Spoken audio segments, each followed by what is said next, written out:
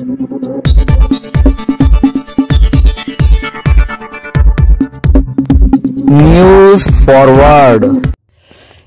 Forward channel मध्ये आपले स्वागत आहे। आताची मोठी बातमी, देडेगव्हाण गावातील शेतकऱ्याचे अनोखे आंदोलन। पहा न्यूज फॉरवर्डची सविस्तर रिपोर्ट। जाफराबाद तालुक्यातील देडेगव्हाण येथील शेतकरी सुखदेव भीमराव कापसे हे आपल्या शेतात पावसाचे पाणी जात असल्यामुळे बुधवारी सकाळी 9 वाजता साचलेल्या पाण्यात जाऊन उपोषणाला बसले होते।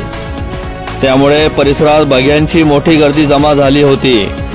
अखेर टेंभुर्णी पोलीस ठाण्याचे सहाय्यक पोलीस निरीक्षक सचिन खामगड यांनी घटनास्थळी जाऊन उपोषणकर्त्यांना विनंती केली। त्यानंतर उपोषणकर्ते 2 तासानंतर पाण्यातून बाहेर आले। जाफराबाद तालुक्यातील देडेगव्हाण सातेफळ रस्त्याचे काम सुरू आहे। त्यामुळे सार्वजनिक बांधकाम विभागाच्या वतीने 2 बाजूंनी मोठी नाली काढून दिली आहे। मात्र एका शेजारी असलेल्या शेतकऱ्याने ही नाली माती टाकून अडविल्यामुळे कापसे यांच्या शेतात पावसाचे पाणी जात आहे। मंगळवारी रात्री मोठ्या प्रमाणात पाऊस होऊन दोन्ही नालीद्वारे येणारे सर्व पाणी शेतात शिरले। याबाबत कापसे यांनी तहसीलदारांकडे 10-15 दिवसांपूर्वी तक्रारही केली होती, परंतु तहसीलदार सारिका भगत यांनी कुठलीही दखल न घेतल्याने कापसे यांनी अखेर बुधवारी सकाळी 9 वाजता पावसाच्या साचलेल्या पाण्यात बसून आंदोलन करण्याचा निर्णय घेतला।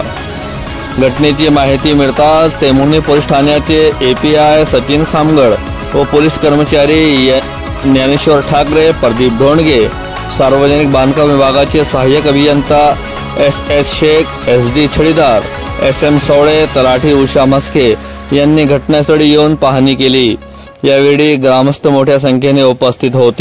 घटनास्थळी दाखल झालेल्या अधिकाऱ्यांनी उपोषणकर्ते यांना विनंती केली।